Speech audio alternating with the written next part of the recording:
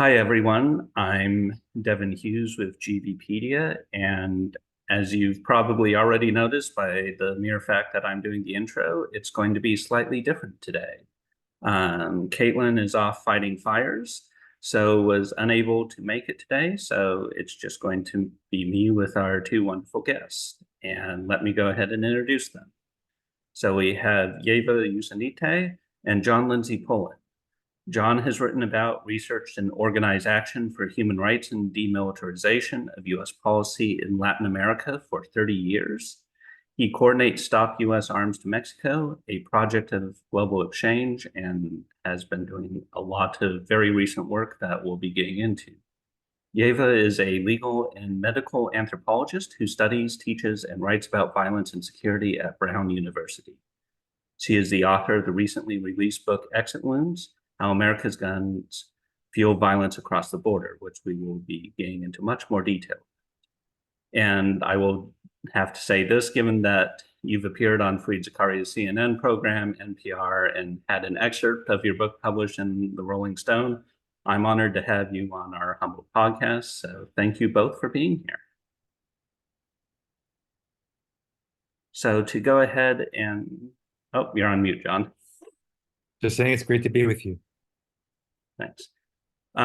So Ieva, before reading the book and doing a little bit of background research, I was unaware that you are a firefighter and EMT, just like Caitlin, our executive director. She's in Connecticut, so the two of you will have to find a way to meet sometime.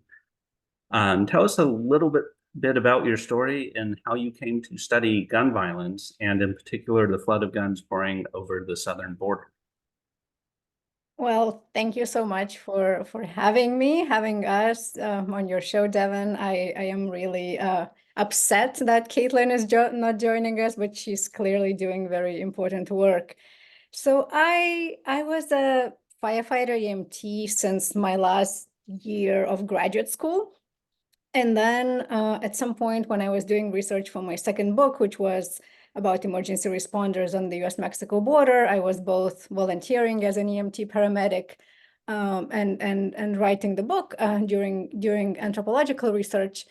I was meeting migrants who got injured when they were either trying to get over the border wall or they were walking in the desert and would get dehydrated and get other kinds of in other kinds of emergency situations. So, and I was crossing the border almost every day because I was volunteering on both sides in northern Mexico, in Sonora, and in southern Arizona. And at some point, I began paying attention to the signs that if you leave US for Mexico, there are signs on the roads and there are signs in like border crossings, pedestrian at ports of entry that say guns and ammunition prohibited or illegal in Mexico. And at that point, I began asking these questions. I didn't know that Mexico had very different gun laws, that guns are very severely regulated there. At the same time, I knew that a lot of people I was meeting were fleeing gun violence, either direct survivors of gun violence or very often people who had family members who were killed or kidnapped or who experienced extortion or other kinds of threats. So they were just packing to leave. And at that point, I thought, well, I knew some excellent journalistic work. I knew what John was doing with Stop U.S. Arms to Mexico, but I thought as an ethnographer, I would like to find out, to follow these guns south and to see who are these people who are buying them, what are they using it for, what is the social life of American guns on the Mexican side of the border. Awesome. So John, just to take a moment to center this conversation on some core statistics from Ieva's book and academic studies on the topic. Approximately 70% of crime guns recovered in Mexico originate in the US. This has been rather consistent over the past decade, from my understanding, and it could potentially be more than 70%, but it's most likely at the very least 70%. Further, an estimated 250,000 firearms annually are trafficked to Mexico from the US, yet only a few hundred are caught at the border coming south. And so, John, it basically sounds like we need to build a wall and have the United States pay for it. But in all seriousness, what are some of your current efforts to try to stop this tide? And relatedly, what is the PLCAA or PLACA? And why does it matter when it comes to Mexican gun violence?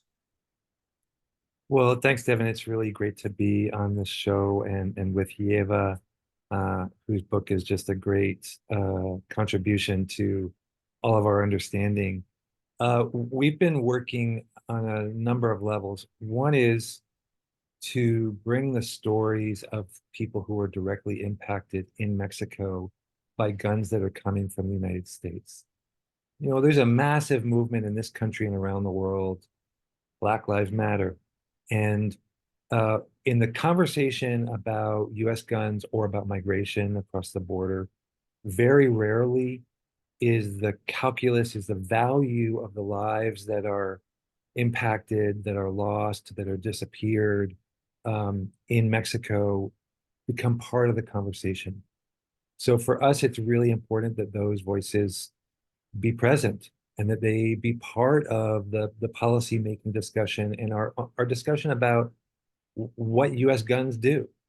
And so we've been organizing Mexicans to come to the US, people from the US to go to Mexico, from other countries as well, to really meet each other and understand kind of what Ieva did, right, at the border, but how these lives are actually being impacted. So that's one level. Another level is on data. And data is so important for driving policy and driving our understanding. And as we know, the gun lobby has been fairly successful in suppressing a lot of publicly sponsored research on data. So the TR amendment that restricts disclosure of tracing data on crime guns in the US is also impacting our understanding of the flow of guns from the US into Mexico. So we've been digging for that on both sides of the border. And then, you know, you mentioned PLACA, so the Protection of Lawful Commerce and Arms Act, which was instituted almost 20 years ago now, protects the industry from litigation about how firearms are used.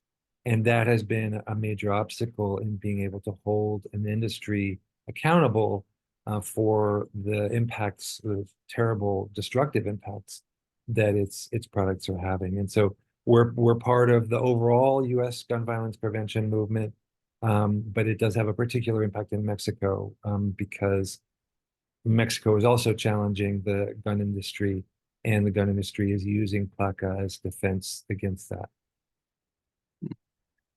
Yeah, and so with that mention of the gun industry, Ava, one of the interesting beginning parts of the book that I found was that guns moving south from the US to Mexico is a pastime older than baseball. Like oftentimes we see like the current surge of firearms, like in a very recent perspective, something that's really picked up over the past couple decades. But there's been this longer trend that goes for basically centuries. So could you provide us with some historical context for the cross-border firearms trade? Absolutely, and I think it's a very important like aspect of this problem, and also kind of thinking about the fact that firearms that end up in Mexico, a lot of them are smuggled across the border, but also Mexican government has been buying a lot of guns from the US from the 19th century on into the 20th. So Mexico doesn't really have a firearms industry like we have in the United States, which means that since the independence, or if we are thinking about 19th century wars in Mexico, for independence from Spain, against invasions from the United States, from French intervention, all of those battles were fought with foreign firearms. Some of them were European, some of them came from the United States.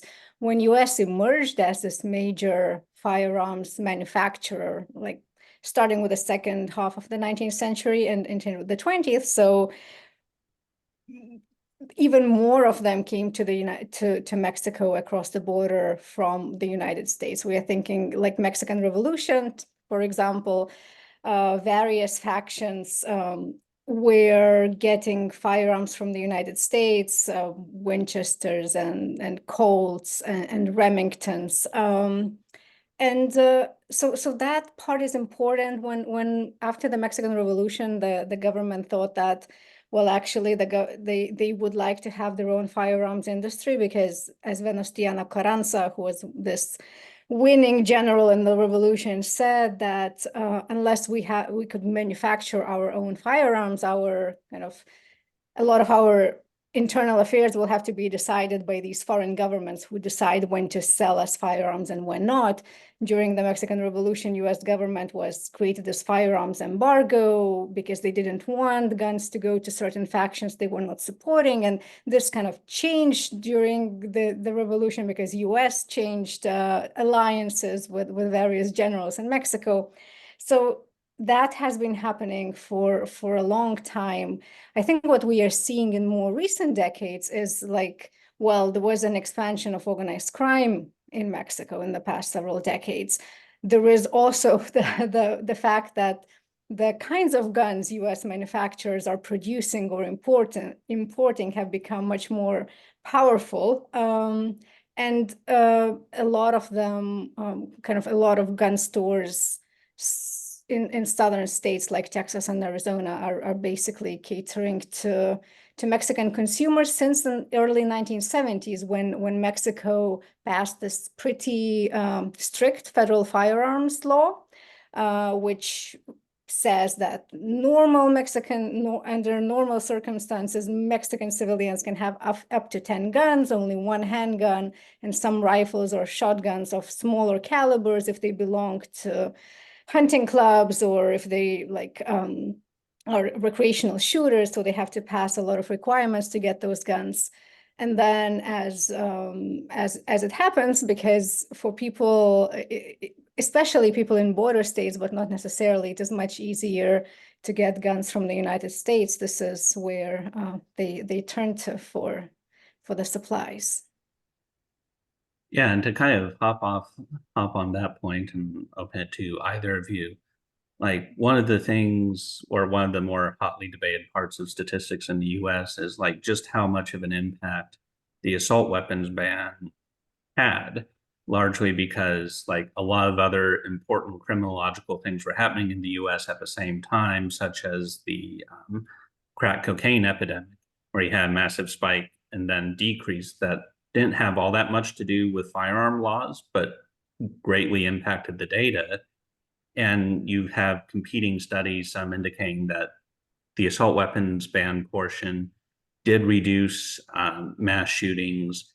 You have others suggesting that it really didn't have much of an impact on the overall rate.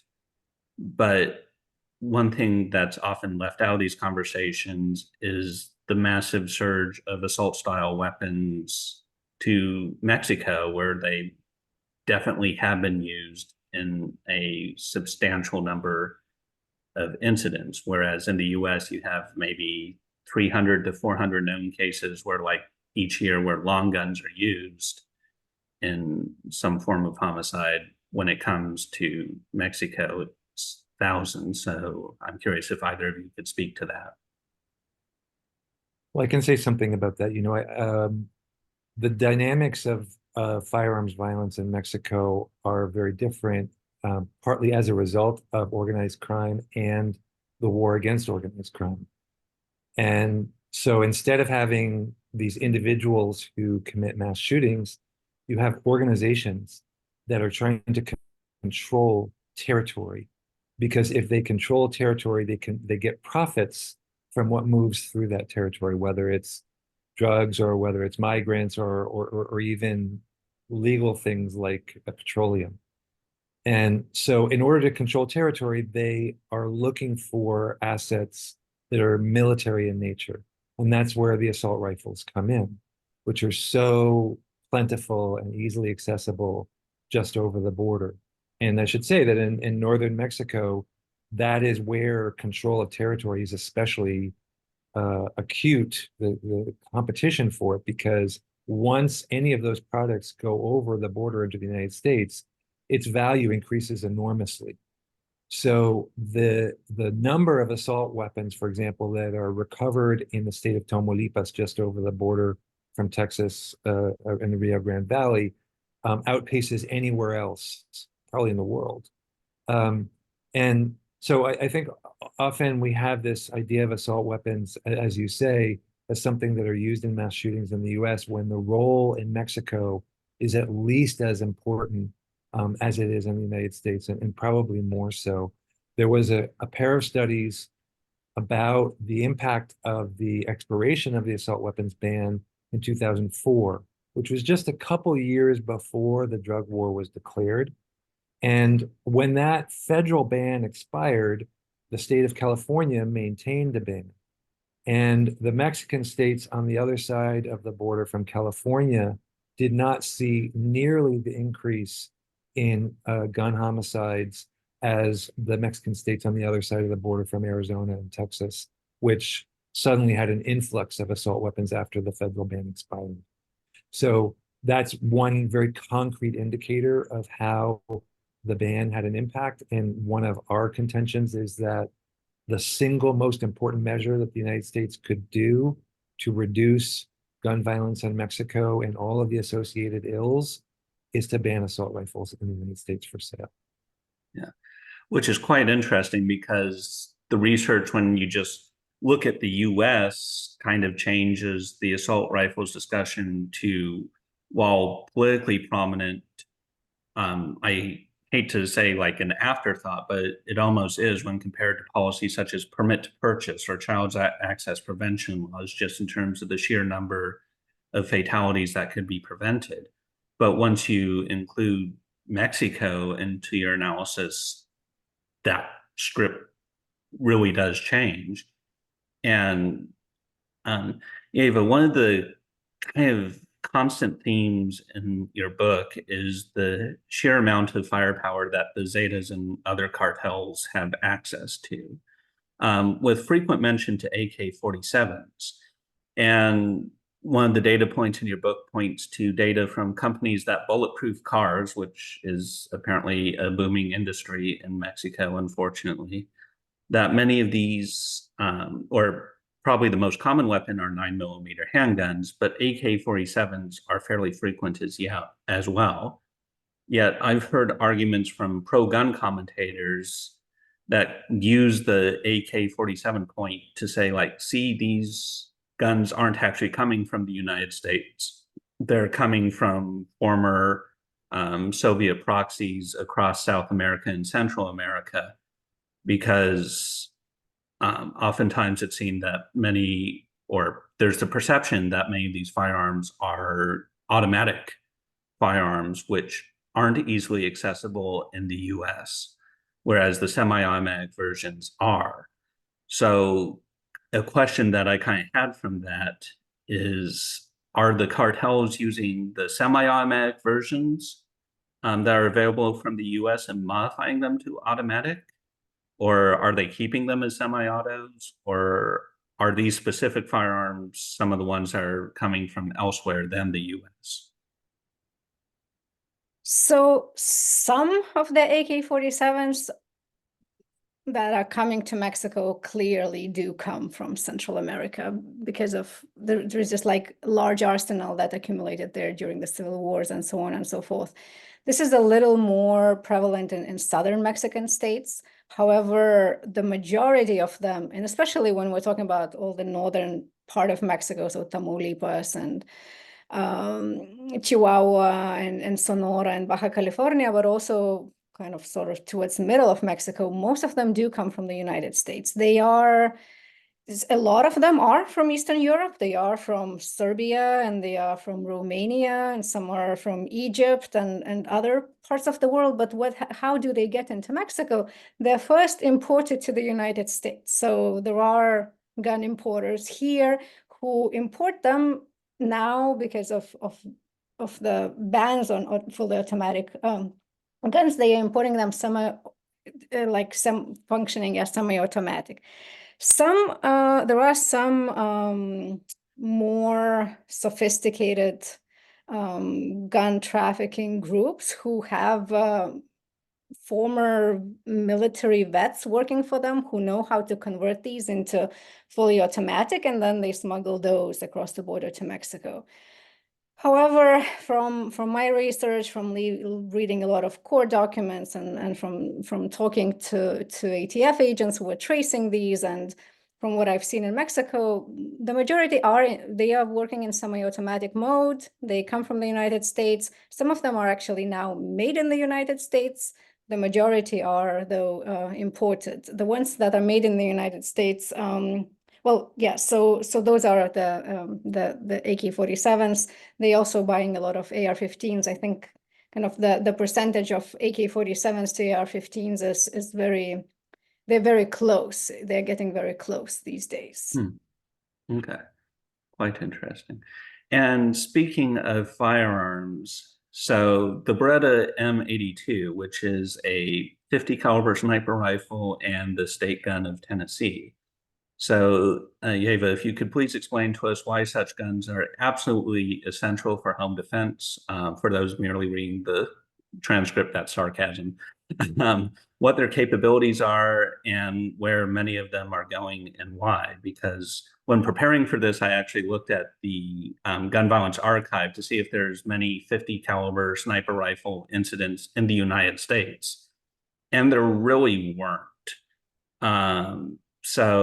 But from your book, they seem to be a weapon of choice for the cartels. Yes, so Barrett 50 calibers, they were kind of developed for the civilian market only in the 1980s. The US took them to, like, the US Army and the Marines took them to the Middle East. They are not guns used against people. These are the kind of weapons where the cartridge is like the size of a Sharpie marker.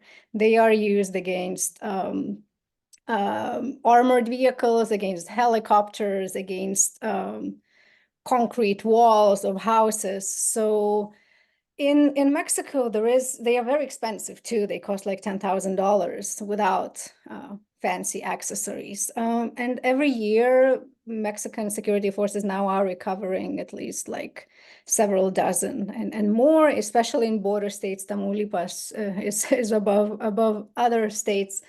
The organized crime groups want them because they give them a tactical advantage against other groups they are competing against, but also against military and police forces. They have shot down military helicopters in Mexico, and things like that. So they are not, they just kind of symbolize power even when they are not necessarily used, just that powerful weapon. If I could add something there, I visited a gun dealer in southern Arizona where they were selling 50 caliber Barretts. And I asked him about trafficking, and he clearly knew that some of the buyers were taking these, not the Barretts as well as ammo for them, like buying big amounts of ammo is clear, and he knew. But as I talked more with him, he also said, well, if somebody was coming for me, I would be able to get at them a mile away, like that. There was a kind of a conspiracy piece to it as well, or, we're going to deal with government tyranny. So that discourse, even though they are not used within the United States very infrequently, that discourse is still feeding the sellers, and they're selling to people who are trafficking them over the border. Yeah, and back when I was at the NRA convention in 2018, like there was actually a booth like draped in American flags, and there was like the 50 caliber just screaming freedom all over the place. And it's like, yeah, what sort of law-abiding purposes do you have for this? And it's just kind of like blank looks. Yeah, so like even in these, oh, sorry. oh, go ahead. Even in these magazines that we're reviewing, various types of 50 caliber guns, and that I write in the book, the thing is that they can shoot accurately at something 1,000 yards away, which is like 10 football fields. So the problem was not whether you can hit a target that far away, but the problem was where can you find a safe space to actually practice such sport in the United States. Yeah. Yeah. Well, in Oklahoma, I'm sure there's ranges or creek bed somewhere that they have that. Um, so, John, one of the things I kind of want to talk about, because our probably biggest focus at GVPD is countering the gun lobby's fire hose of falsehood, which is a coordinated decades-long disinformation campaign to generally promote the false narrative that firearms have kept people safer. And a fundamental tenet of this campaign is that gun laws don't work. And sometimes gun lobby spokespeople will even point to Mexico and say, like, see how hard it is to get guns there. There's only 1 or 2 stores there, and there's all these restrictions. And yet, Mexican gun homicides per capita basis are much higher than the US. So, like, clearly gun laws aren't working there, according to them. And then they kind of ignore or downplay the role that US firearms play. So, what are some of the other myths that you've seen in this space, and what are the facts? And I'd also add one of the myths that I see, like, along with the gun laws don't work, is like, oh, well, criminals don't follow laws anyway, and you have these cartels. So, if you were to somehow shut down the entire cross border trade with the US tomorrow, they'd simply get their firearms from elsewhere and it wouldn't have an impact on the violence there. So I'm curious if you can address some of that. Well, I think one of the myths, and it's not peculiar to the pro-gun lobby, is that violence is coming from Mexicans. Violence is coming from Mexico into the US. And that myth feeds the idea that we have to stop migrants coming over the border. And so all of the infrastructure at the border is really focused on flows going from south to north and not north to south. Because there's this idea that, of course, in the United States, we're the good guys, right? Anything that's coming from us going into Mexico is going to be a good influence on those terribly violent Mexicans. And that myth underlays so much infrastructure, so much policy making, so much investment, so much political discourse. And we're constantly trying to counter it. So that's one. I think another is that more guns equals more safety, right? So you touched on this, that somehow gun laws will mean that there will be fewer US guns. And it is true that trafficking is supplying a majority of firearms in Mexico. And it is not making Mexico safer. But I would add that kind of a parallel or companion myth is, well, okay, if we arm the military and the police, then they can fight the bad guys with the guns. And that if only the Mexicans have the political will, then they can get rid of the bad guys with the guns. It's the good guy with a gun against the bad guy with a gun myth. And what we've seen is that has not helped either. Only in March, Mexico bought more than 14,000 military rifles. But it's been an ongoing piece that since the drug war was declared in 2007, Mexico is the major importer of US legally exported firearms in all of Latin America. And it is not reduced violence at all. It is, in fact, contributed to the fragmentation of organized crime groups, to human rights violations, and to a kind of arms race between illegal organizations and the state. And to add some complexity to it is that sometimes the state organizations, the police or the military, are allied with criminal organizations that themselves are competing for territory.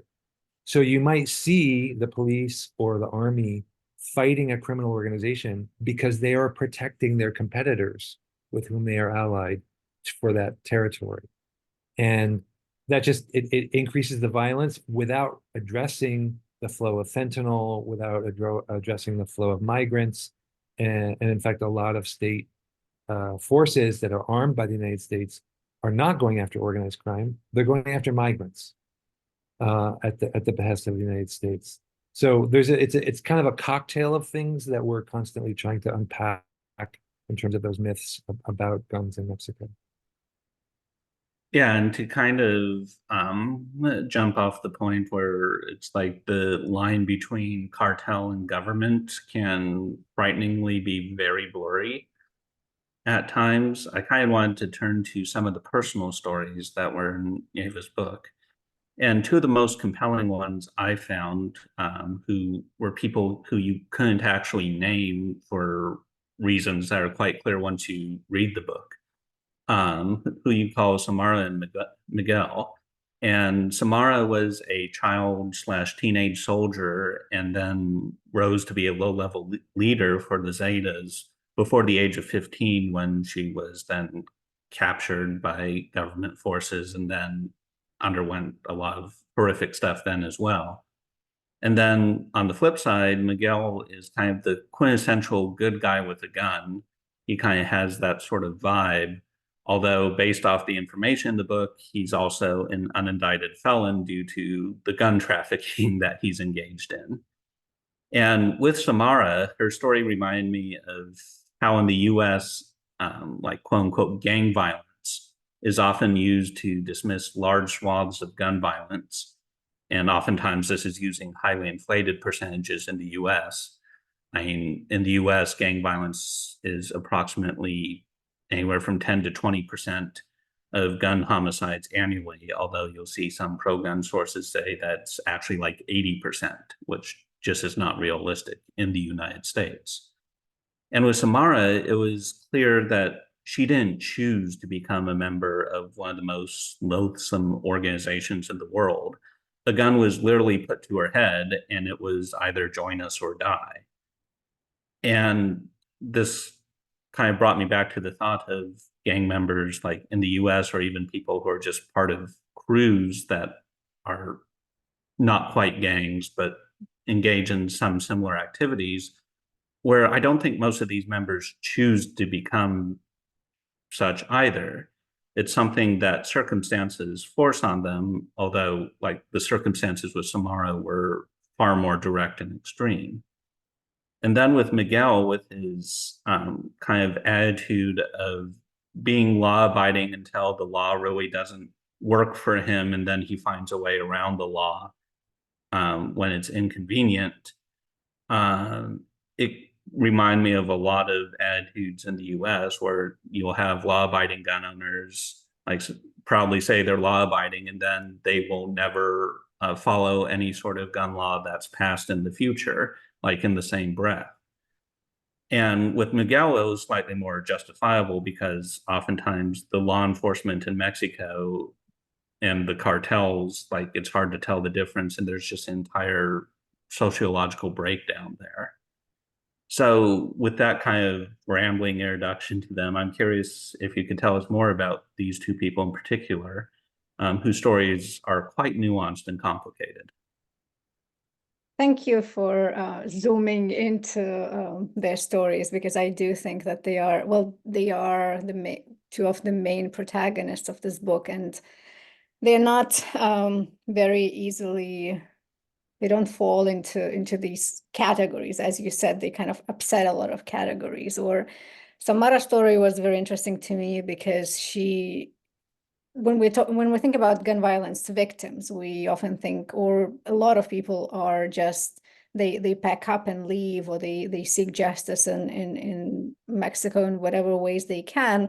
But some of them, and in this case, Samara, in her case, it was a forced kind of, not really choice, but she had to do it, but then she she kind of repeated that decision again and again, she picked up the gun herself, right? So a victim who became a perpetrator. In a way, Miguel's story is like almost a mirror image, because Miguel, they're both from the same city. They're both from Monterrey, which is Mexico's second largest city. It's a quite prosperous city, but it has different areas, right? And Miguel grew up in this wealthy, protected community in the city. And he was always interested in guns. He inherited his grandfather's rifle collection, and he liked hunting, but he became a real kind of gun buff and started violating the laws when situation around Monterrey changed, when the Zetas split from the Gulf Cartel, when violence kind of came to the city, when a lot of businessmen were being kidnapped, when there was extortion. And he thought, well, the government, although he had these very direct links to the local military commanders, but he thought the government can't protect me. I definitely don't trust the police, because police forces were one of the first ones that were targeted and recruited by organized crime groups in this part of Mexico. So he said, well, the only way I can do is like learn how to defend myself, right? So very much kind of individual sovereignty idea that we are familiar in the United States. And he said, well, the best guns I can get, whether it is a 9mm handgun or whether it is like an MMP-15 Smith & Wesson rifle, well, that, or ammunition, like especially these like expanding rounds, well, that he can only get in the United States. So that's against Mexican law. But because of kind of legal inequality that exists in Mexico, that law affects some people that have some social, like higher social status in a different way than it affects people who kind of are beyond the threshold of state's care. So when the government caught Samara when she was 15 years old and working for this with the Zetas, they caught her with a gun, and having a gun that was of a caliber that's restricted for military use, that was enough to kind of lock her up. They didn't have to do an investigation of her involvement in organized crime or whether she had committed any killings or kidnapping. Just having been caught with a gun was enough to lock her up. For Miguel, he kind of knew, because there were other people in his circles, like even if he got caught with a gun and he was carrying a gun in his car, which is very, very few people in Mexico have a permit to do that. And he definitely was not of those people who have a permit to do that. But he thought that it would be safer for him to have it if the police stopped him, who would probably pay a bribe and get away with it. And if not, and he had this encounter with some people who knows what would have happened in that situation if he didn't have a gun. So I thought that it was important to kind of, because when we're talking about guns in Mexico, yes, there are these numbers that you cited in the beginning from the book, but as John also mentioned, like we don't really have very solid numbers of a lot of things. Like we know kind of something and we don't know other things. So it's very important to kind of understand who are these people who are directly engaged in gun violence in this case. Yeah, and like with the point with the numbers, I think that's one of the reasons, other than just the US only caring about the US, which is tale as old as time, is that people tend to care about things more when like the numbers are solid or there's identifiable key examples, which is like one of the reasons why fatalities get so much more attention in the US than say injuries, because we still to this day do not have solid numbers for the number of firearm injuries in the US. We have estimates from a sample of hospitals, but those numbers widely differ and fluctuate. And just because we don't have a handle on that problem, it's like, oh, well, we can't pinpoint it, so who cares? We're moving on to the things we can pinpoint. I do think that's kind of one of the issues with like Mexican gun violence as well, where one, it's in a different country, so it's like it's their problem, not our problem. And then two, like just the lack of solid numbers. And then even once you get past that, just the complicated facts on the ground, where it's like, yeah, you don't have the laws being enforced justly or fairly quite often. It's hard to tell who the good guys and the bad guys are in a particular case. And it's just an entire mess that of a whirlwind of sorts where the US just keeps pumping in guns and thinking something will change because of that. So to kind of pivot from that, one of the points that I kind of came away with unintentionally from the book, and both of you can feel free to respond to this, is that the book points out there's a sizable portion of the cartel business that isn't just drugs, but it's more private security, where it's like, hey, your life is in danger. We'll protect you. And if you don't accept our protection, your life definitely will be in danger. And I couldn't help but feel there was something of a parallel to the gun industry, as in both are offering a promise of security for the very problem they created. And for the cartel, obviously, this is much more direct extortion. But one of the main selling points for the gun lobby is that because you have all these bad guys with guns in the country, and those are guns that the gun lobby has supplied over the past several decades, that you too need a gun for protection from all the people with guns who might harm you. And so you're basically creating a problem with widespread guns everywhere and then feeding off of it. And so I'm just curious about your thoughts on the kind of fairness of that comparison. I think it's a great point. It's the same as kind of an arms race or an escalation of getting armed. So in Mexico, this works on various levels. It is both like what we talked about before, that organized crime groups are getting these guns from the United States, but then the government forces, the police and the military who have to face them all, they also need stronger guns from the United States. So they import more. And then you have civilians who do not trust the government and are afraid of organized crime. And then that's what kind of gave rise to this private security industry. Some of the people who work in private security, they do come from the military because the pay is better and it's kind of often a safer working environment. But I kind of agree that it's just it's kind of a loop. There is no way how to get out of it if we are in this logic. And the very idea of protection. So the organized crime groups in Mexico, yes, they bought these initial arsenals and they became powerful from trafficking drugs. But trafficking drugs has become more difficult into the United States, and also the types of drugs we are now buying has shifted somewhat, and then the groups have fractured. So for a lot of them, it is actually easier, what John was pointing to earlier, sort of use other forms of profiteering in the territory that they control. And one of them is, as you say, like offer protection, but what basically they do through extortion is they offer protection from themselves. And then the problem is that if they're working together with the police, as in many areas of Mexico that happens, where organized crime and the police are kind of on the same page, then the people who are being threatened and have to pay to organized crime for protection, they cannot turn to the police for protection. It's like they have these, they have threats coming from two sides. And then what solution do you have? Well, then you pack up and leave for the United States to seek safety here, or if you are like very maybe kind of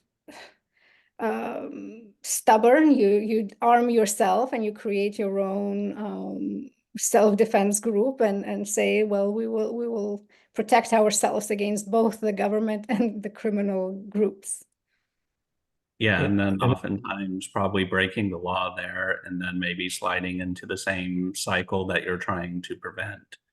Mhm. And it just seems like once you have this cycle and you throw in guns, it seems very hard to kind of prevent. And to slowly start wrapping up here, like John, you look like you're going to say something there, but like, how do you kind of break that cycle given that like guns are a main part of it, but there's also a boatload of corruption and just very bad dynamics on the ground that it's hard to see a way out of it. Well, I was going to add that dynamic is not just exclusive to Mexico, because the firearms industry, they want to grow their market, and they don't. It's not so important to them where the guns are going, who the end users are. So a couple examples. One is Haiti, where guns that are sold, especially in Florida, get very easily by ship to Haiti, and we can see what has happened there. And so you have this thing where there's an enormous amount of gang violence in Mexico. And then the United Nations, with US support and some other countries, plan to send in an armed force who will be armed again by the gun industry, who will sell weapons to governments. Or in the case of Ecuador, where citizen security has become more difficult, more dangerous. In last spring, a right-wing government liberalized the gun market, and in June and July, the U.S. industry sold 18 million bullets to Ecuador.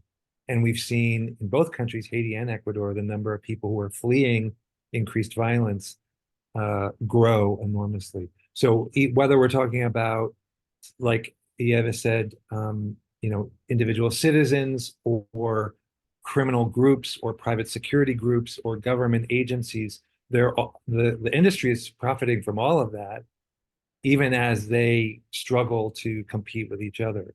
So what do we do about it? Well, one thing that's happening right now is that the US Department of Commerce has issued a new rule for firearms exports that it oversees, which is not fully automatic weapons, but does include semi-automatic pistols and long guns.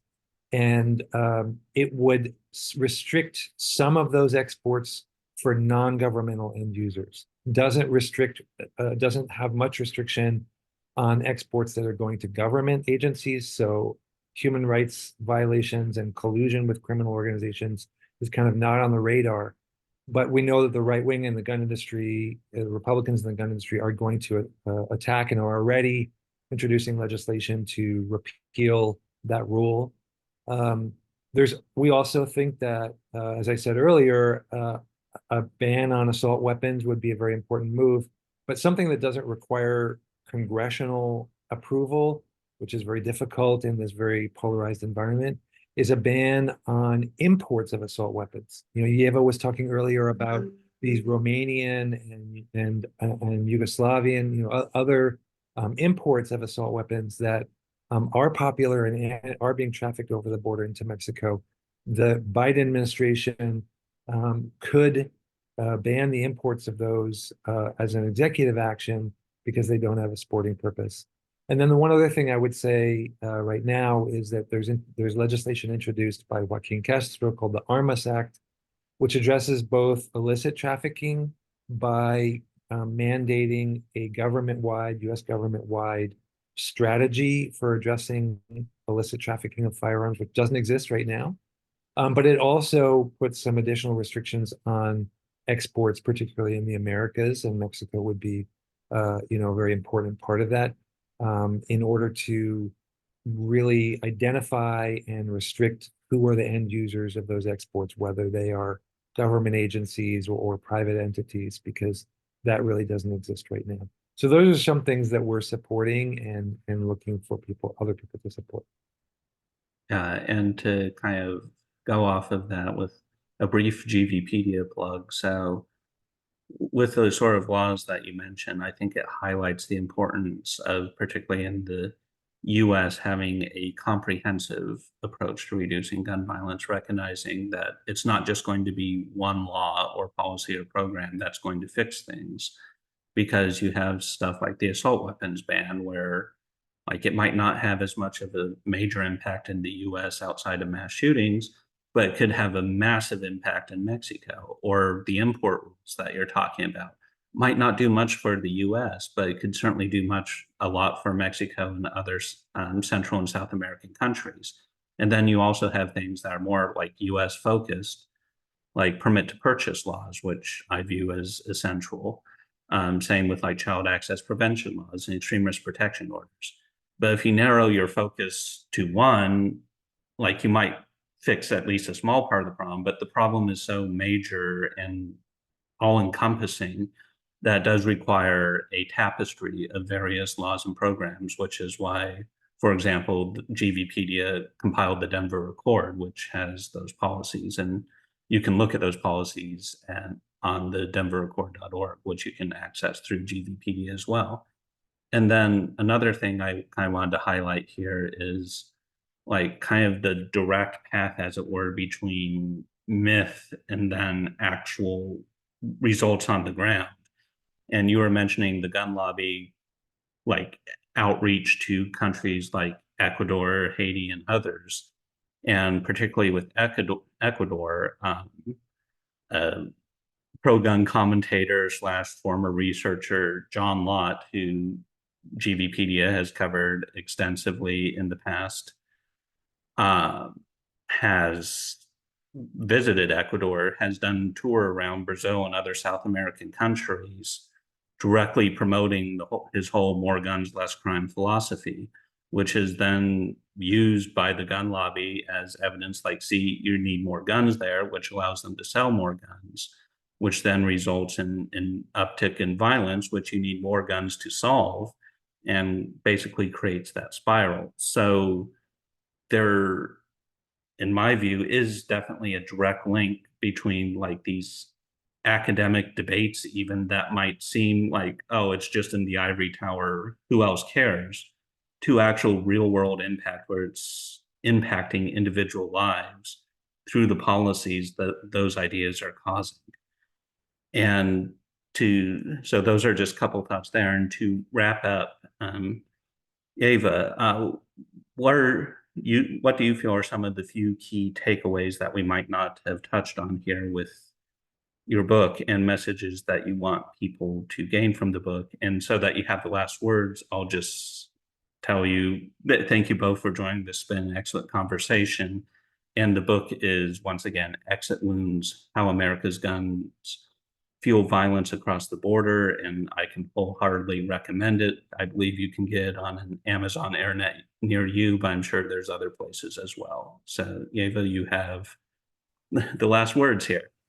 It's a huge responsibility, especially when we are talking about such a complex issue. I think the no main pressure. takeaway is really that US gun violence problem is not only US gun violence problem. It is a problem of the entire region. So Mexico in this case, but also Central America and the Caribbean. And we kind of need to think how our gun laws and how our gun lobby and how our gun industry is affecting the lives in these other countries, and how what our guns are doing there then comes back and affects us, because we are seeing the migrants and refugees coming here, and we are suddenly surprised, well, how come so many people are coming here, and what should we do with them? Well, all of that starts with our guns. And talking about solutions, also anything that would make guns, that would increase gun safety in the United States would also, not one thing, but like a lot of these small things would eventually reduce gun violence south of the border. Awesome. I think that's a perfect note to end on. Thank you both so much for being here. Thank you.